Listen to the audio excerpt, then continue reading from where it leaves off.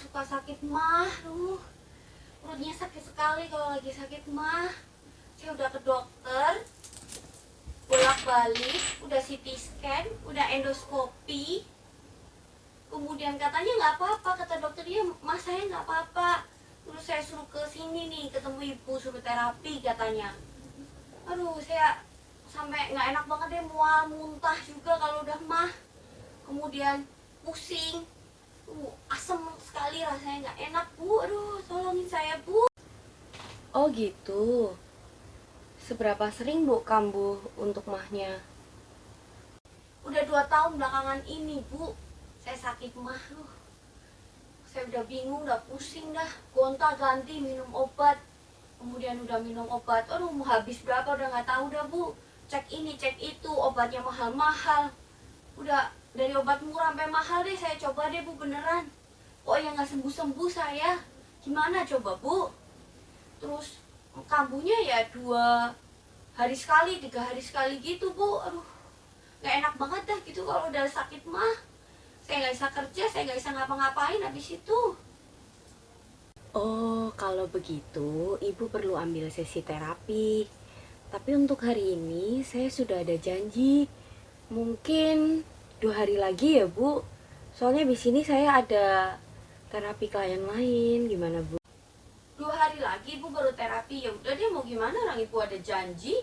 Ya, saya ikutin ibu aja deh, 2 hari lagi ntar saya kesini lagi ya.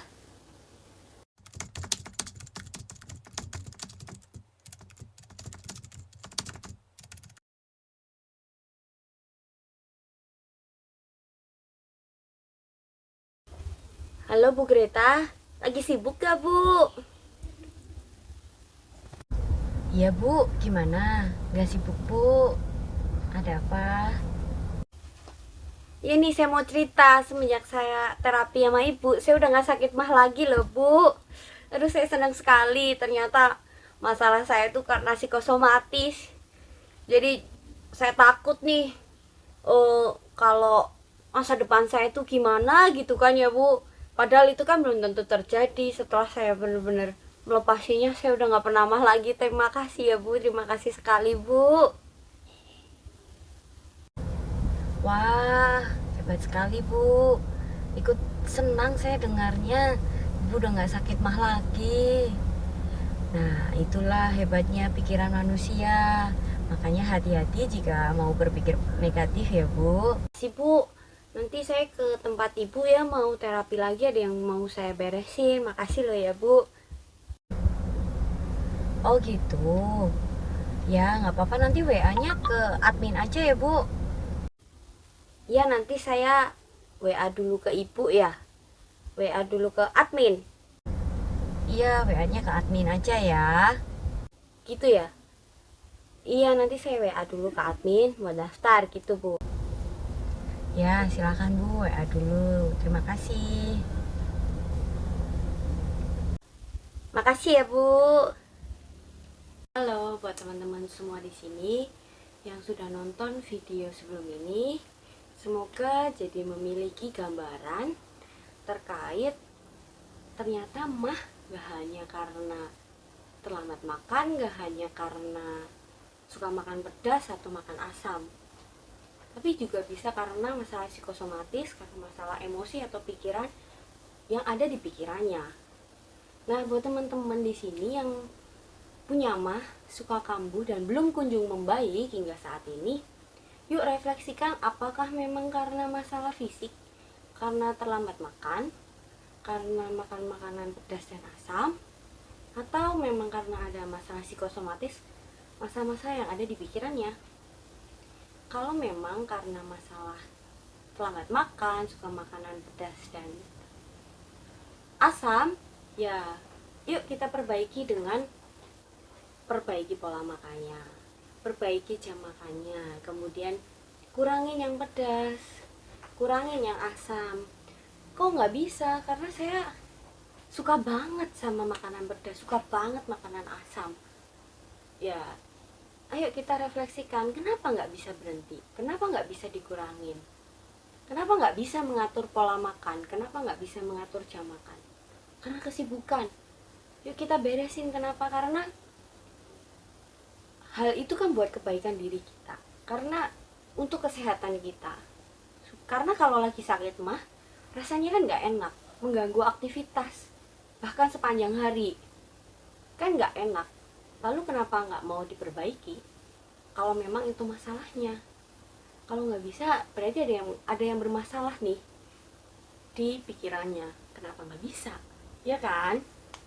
Kemudian kalau memang sedang sakit mah ya memang butuh obat, minumlah obat. Contohnya mungkin antasida, Milanta, Promak, atau yang lainnya yang mengandung MGOH, ALOH, karena obat tersebut bisa membantu untuk menetralisir asam lambungnya. Namun yang perlu diperhatikan dari obat tersebut adalah kita perlu beri jeda jika kita ingin mengkonsumsi obat yang lain atau mengkonsumsi obat rutin lainnya, seperti ada obat rutin yang kita minum setiap harinya. Jadi beri jedanya adalah dengan 2 jam.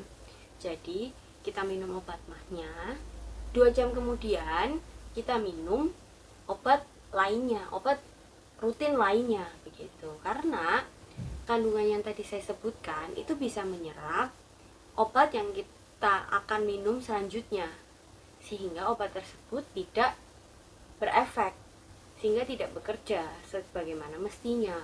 Seperti itu. Kemudian buat teman-teman di sini, kalau setelah mengkonsumsi obat antasida dan lainnya kemudian terjadi diare atau mungkin jadi sulit buang air besar, perlu konsultasikan lagi atau perlu secepatnya menghentikan obat tersebut, karena berarti efek sampingnya terjadi. Kalau enggak ya enggak, berarti aman gitu, karena efek samping itu tidak selalu muncul pada setiap orang. Obat tersebut sudah dikemas dengan sedemikian rupa, dibuat sedemikian rupa dengan campuran MGO ALOH, sebenarnya sudah membuat tidak terjadi diare ataupun buang air besar. Namun karena efek samping itu masih bisa muncul, walaupun tidak semua atau belum tentu terjadi pada semua orang, namun itu perlu diperhatikan. Nah, kalau buat teman-teman masih belum membaik juga dengan konsumsi obat tersebut, perlu konsultasikan pada apoteker di apotek terdekat Anda atau dokter. Berarti mungkin perlu obat tambahan atau mungkin perlu diganti obatnya atau perlu dikonsultasikan lagi. Apa yang diperlukan? Kalau perlu melakukan pengecekan lebih dalam, lakukan pengecekan lebih dalam. Namun yang perlu diingat, tidak hanya secara fisik, tidak hanya secara fisiknya saja yang diobati, namun secara mentalnya juga perlu diperhatikan. Apakah hanya karena secara fisik? Biasanya kalau sudah berobat dalam waktu lama dan gak kunjung membaik, baru tuh, kok aku gak sembuh-sembuh sih? Aku udah minum obat yang dosis tinggi, aku udah minum obat yang oke banget nih, udah minum obat jitu nih, kok gak membaik sih? Kan aku udah capek nih, sakit mah terus, gak enak. Terus gimana dong? Ya kita refleksikan, apakah ada masalah dalam mentalnya, pikirannya, emosinya, atau karena psikosomatis? Kita perlu cek, kita perlu bereskan yang ada di pikirannya, kita perlu bereskan secara mentalitinya.